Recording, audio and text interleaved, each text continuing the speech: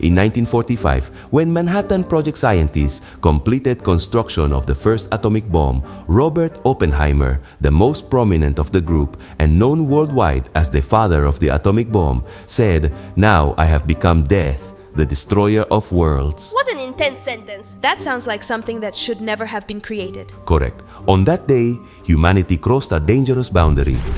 Oppenheimer later confessed that although his scientific measurements were almost perfect, there was something they did not measure well: the moral impact of that knowledge. Did you notice? Not all knowledge is progress. There are things that human beings should have never experienced. In the beginning, God placed human beings in a perfect garden and gave them only one restriction: not to eat from the tree of the knowledge of good and evil. And what did they do? They ate from it. Human beings who already knew good from that moment on also knew evil, death, pain, injustice. That was not part of the plan. Why? Because knowledge without obedience can be destructive. Sabbath School Like presents the series How to Study Bible Prophecy. Lesson 5, The Nations, Part 2.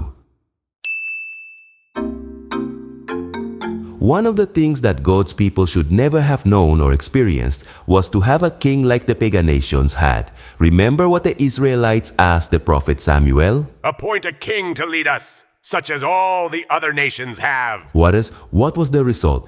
Kings like Saul, Ahab, and Manasseh, who led the people into wars, idolatry, division, and destruction, and all that happens when sinners rule sinners. Centuries later, during the Babylonian exile, God's people no longer even had kings. They were under the dominion of a pagan empire. And it was there in Babylon that God used a pagan king like Nebuchadnezzar to reveal to them a prophecy with a very clear message. No matter how powerful the nations may be, God is above them all. So, this week's question is, which prophecies give us the assurance that God's government is above that of the nations? In the first place, the prophecy of the statue and the rock. Imagine you go to the museum and see an impressive statue. This statue is made of different metals. The head is made of shiny gold, the chest of polished silver, the belly of bronze, the legs of iron, and the feet, a strange mixture of iron and clay. That doesn't match at all. It looks elegant on top and fragile below. Exactly, and that's what God showed King Nebuchadnezzar in a dream. That statue is a prophecy of the history of this world. Each part of the statue represents a world empire: Babylon, Medo-Persia, Greece, Rome, and the kingdoms that arose from the division of the Roman Empire. The funny thing is that instead of moving towards something stronger, the statue weakens over time, from gold to mud. That's not evolution, that's involution. While some thinkers, such as Darwin, Marx, and others, believe that mankind would evolve biologically or socially, Bible prophecy shows the opposite. Yes, we have more technology, but also more violence, more medical advances, but less mental health, more information, but less wisdom. To paraphrase Martin Luther King Jr., we have skillfully guided missiles, but men without any direction, who can see a future of peace and security under the leadership of today's governments. But the prophecy does not end there. In the dream, a rock appears that was not cut by human hands. That rock strikes the feet of the statue, knocks it down, crumbles it, and then becomes a great mountain that fills the whole earth. What does that rock represent? Daniel 2:44 says it clearly. The God of heaven will set up a kingdom that will never be destroyed. That is the kingdom of God. Jesus is the rock that comes to put an end to all corrupt empires and to establish an eternal, just, and peace-filled government. That is why, at the School of the Prophets 2.0, we are not fooled by the sandcastles of this world. We know that the only kingdom that will remain forever is that of our God. In the second place, the prophecy of the beasts rising up from the sea. Have you ever had a nightmare where everything seems out of control? Yes, I once dreamed that I was being chased by a giant monster. I dreamt that I fell into the sea and couldn't swim. Well, something similar happened to the prophet Daniel. Only, in his case, it was not a nightmare. It was a prophetic dream. He saw the sea agitated by the winds, and out of the water came 4 terrifying beasts. What does the sea represent? According to Revelation 17:15, it represents peoples, multitudes, nations, and tongues. And what do these beasts mean? Daniel 7:17 makes it clear. These four huge beasts represent four kingdoms that will arise from the earth. That is, they are the same empires represented by the metals of the statue: Babylon, Medo-Persia, Greece, and Rome. But listen up, this is not just a history lesson. These beasts are not mere symbols of power, but images of corrupt systems that oppress, destroy, and persecute. Most fearsome is the little horn that arises out of the fourth empire. It speaks arrogantly, persecutes the saints, changes the times and the law of God. It is organized evil disguised as religious authority. But here comes the best part of the vision. Heaven is not asleep. Daniel sees thrones being put in place and the Ancient of Days, God the Father, taking his seat. The books are opened, the judgment begins, and then one like a son of man appears. Who is it? Jesus. Exactly. And just as in the previous prophecy, Jesus receives eternal dominion, glory, and kingdom. Have you noticed? While in the world there is chaos, in heaven there is righteousness, and in the end, the saints of the Most High shall receive the kingdom and possess it forever and ever.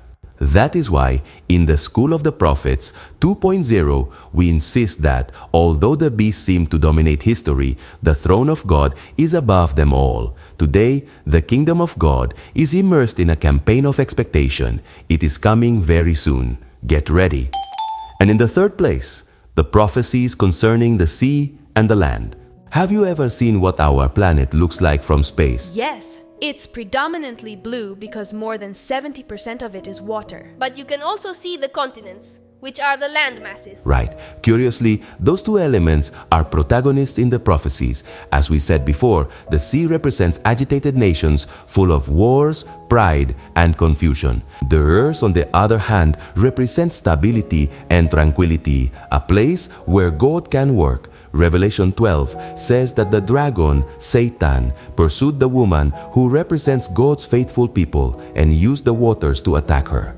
What does this mean? It means that the enemy used the great nations and powers of history to persecute believers. But the verse also says that the land helped the woman.